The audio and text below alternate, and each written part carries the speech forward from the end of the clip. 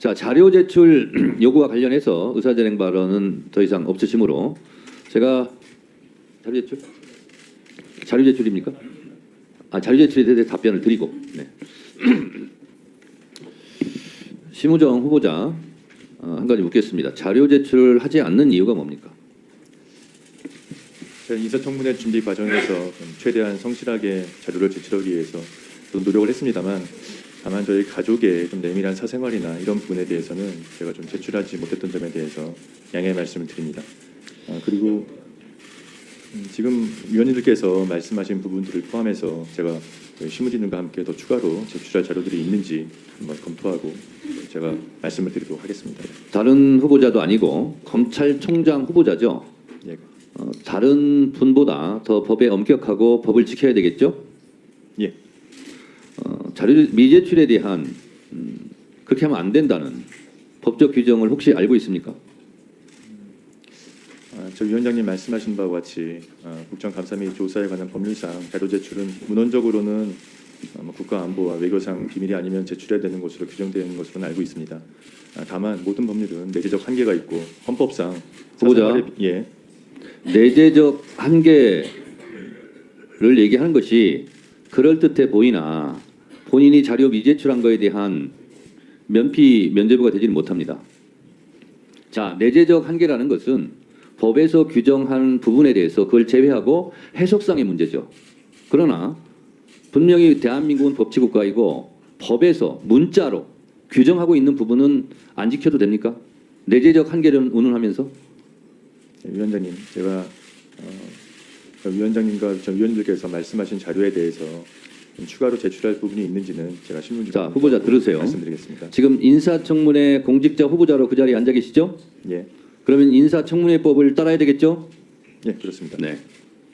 인사청문회 법에서는요, 수사 중인 사안이라거나 아니면 개인정보보호법에 따라서 답변하기 어렵다라는 것, 그리고 거기에 따른 자료 미제출은 처벌하게 돼 있어요.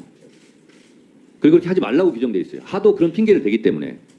따라서 지금 후보자가 얘기하는 부분은 지금까지 의례껏 관례상 해왔던 것에 기대어서 자료를 미제출을 하고자 하는 것으로밖에 볼 수 없습니다. 그러면 안 됩니다. 안 된다는 법조항을 제가 읽어드리겠습니다. 만약에 이 법조항을 제가 주지를 시켰음에도 불구하고 자료를 계속 미제출, 자료 제출을 거부할 경우에는 특단의 조치를 취할 것이라는 것을 미리 말씀드립니다. 인사청문회법 공직후보자는 국회 증언감정법 제4조 1항 단서 규정에 해당되는 경우에는 답변 또는 자료 제출을 거부할 수 있다. 자료 제출을 거부할 수 있고 답변을 거부할 수 있어요. 국회 증언감정법 4조 1항입니다. 그럼 4조 1항이 뭐냐? 그걸 읽어드리겠습니다. 군사, 외교, 대북 관계의 국가 비밀에 관한 사항으로 그 발표로 말미암아 국가 안위에 중대한 영향을 미칠 수 있음이 명백하다고 주무장관, 법무부 장관이겠죠. 증언 등의 요구를 받은 날부터 5일 이내에 소명하는 경우에는 그러하지 아니한다. 이렇게 되어 있습니다. 자, 후보자 자녀가 어느 학교를 다녔는지 이거를 자료 제출을 거부한다고 그랬어요. 그러면 그것이 군사에 해당됩니까? 후보자 말해보세요. 군사에는 해당하지 않습니다. 외교에 해당됩니까? 외교에도 해당하지 않습니다. 대북 관계에 해당됩니까? 해당하지 않습니다. 그것이 알려지면 국가 안위에 중대한 영향을 미칠 수 있음이 명백합니까? 그렇지는 않다고 생각합니다. 그런데 왜 제출하지 않습니까? 제가 말씀드린 대로 자, 또 얘기할게요. 예. 그런 걸로 피해 나갈 수 없습니다. 이전까지 법사위에서는 그랬는지 모르겠지만 정청래 법사위 체제에서는 허용하지 않습니다. 또 읽겠습니다. 형사소송법 제148조 누구든지 자기나 다음 각호의 어느 하나에 해당하는 자가 형사소추 또는 공소제기를 당하거나 유죄 판결을 받을 사실이 드러날 염려가 있는 증언을 거부할 수 있다. 이렇게 돼 있어요. 이거 말고는 거부하시면 안 됩니다. 그리고요. 형사소송법 149조는 직업상 다른 사람의 비밀을 알았는데 그것을 공개할 경우 타인에게 피해가 줄 경우는 증언이나 자료 제출을 거부할 수 있겠죠. 그럼에도 불구하고 단서조항 본인의 승낙이 있거나 중대한 공익상 필요가 있을 때에는 예외로 한다. 이렇게 돼 있어요. 그래서 제가 이걸 읽어드린 취지는 지금 후보자가 얘기하는 뭐 사생활, 개인정보 보호, 뭐 수사상 기밀이기 때문에 하는 것은 인사청문회법이나 증언감정법에 규정하고 있지 않아요. 그래서 지금까지 22대 국회 법사위에 진행된 청문회 등등에서 수사상 말씀드리기 곤란합니다. 말은 허용하지 않았어요. 마찬가지로 자료 제출도 사생활, 개인정보 보호 그것이 이 법에 의해서 보호받지 못하고 있어요. 자료 제출하시겠습니까? 제가 실무진과 함께 제출할 수 있는 자료들을 검토해서 말씀드리겠습니다. 자, 저희는 청문회를 해야 되고 자료 제출을 하지 않았기 때문에 청문회를 제대로 진행할 수가 없는 거예요. 그래서 이 부분은 양당 간사 간 지금 협의를 해주시기 바랍니다.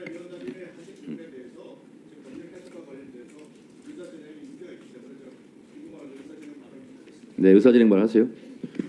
위원장님께서 지금 국회 관련된 인사청문회법 관련 규정을 말씀을 하셨습니다. 그런데 인사청문회법 제19조를 한번 보시면요. 위원회 구성과 운영, 인사청문회 절차 운영 등에 관해서 이 법에 규정한 사항을 제외하고는 국회법, 국정감사 및 조사에 관한 법률, 증언감정 등에 관한 법률을 준용한다. 이렇게 되어 있습니다. 그러면 여기에서 관련된 규정이 준용을 한다면은 그 인사청문회 국정감사법 제8조를 보시면 감사 조사의 한계, 감사 또는 조사는 개인의 사생활을 침해하거나 계속 중인 재판, 수사 중인 사건의 소추에 관여할 목적으로 행사되어서는 아니 된다. 이것이 운영과 관련돼서 준용이 될 수밖에 없습니다. 그래서 지금까지 전례 과거에 이 내용을 뭐 자료 제출과 가서 논란이 많았던 이유고 자료 제출이 일부 안 된 이유는 이와 같은 법 규정상의 적용에 어떤 그 여러 가지 문제가 있었기 때문에 이 부분에 관해서 이렇게 진행이 되었던 겁니다. 특히 본인이 아닌 가족에 대한 문제, 그 자녀에 대한 문제 이런 부분에 인사청문회에 있어서 그것이 정말로 언론에 특히 문제가 되거나 또는 무슨 그 과정 속에서 의혹이 제기된가 하는 특별한 경우가 아니라면 그냥 일반적으로 모든 가족과 관련된 모든 문제를 그대로 다 내라고 하는 부분에 대해서 지금까지 서로 양해가 있었던 부분이 있습니다.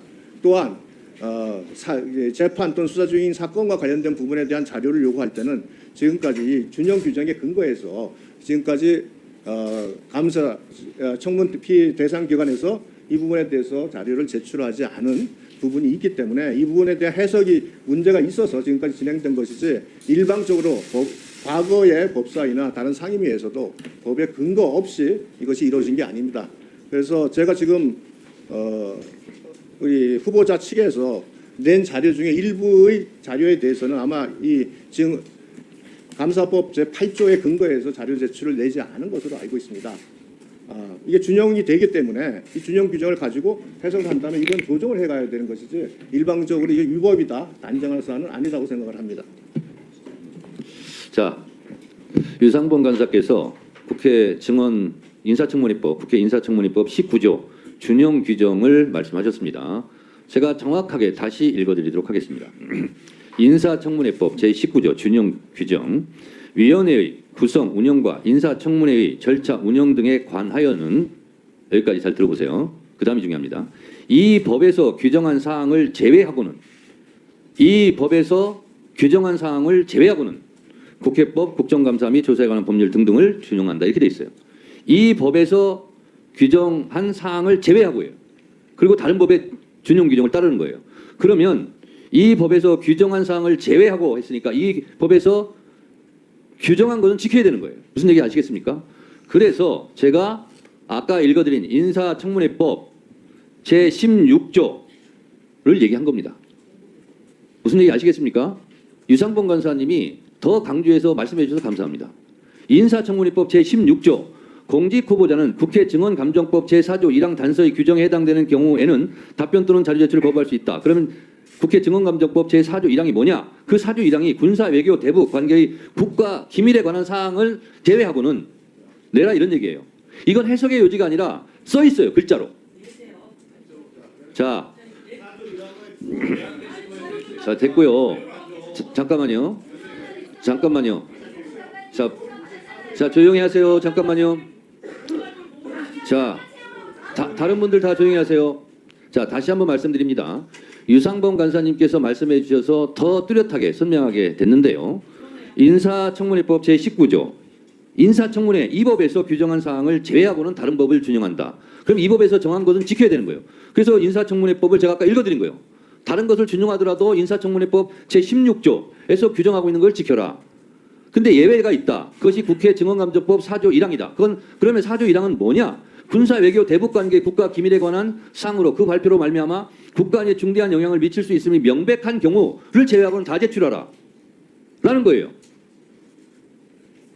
그렇잖아요? 그래서 잠깐만요.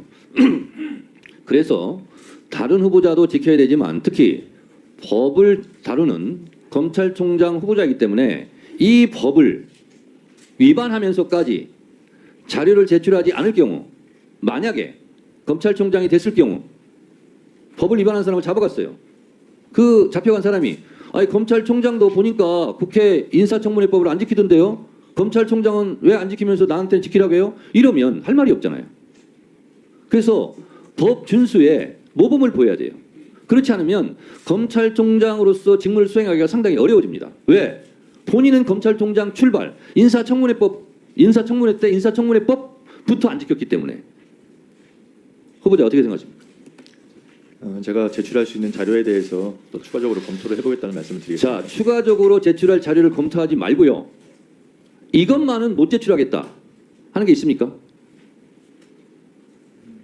한번 지금 말씀하신 내용들을 한번 살펴봐야 될 것 같습니다. 아니, 예. 그렇게 하지 마시고요. 지금 32%를 미제출한 게 아니라 32%만 제출했어요. 10건 중에 3건만 지금 제출했거든요. 7건은 제출 안 한 거예요. 그러면서 무슨 인사검증을 철저히 해주시고 존경하는 정청래 위원장님께 감사드리고 철저하게 물어주시고 성실하게 답변하고 그런 인사말을 어떻게 할 수 있어요?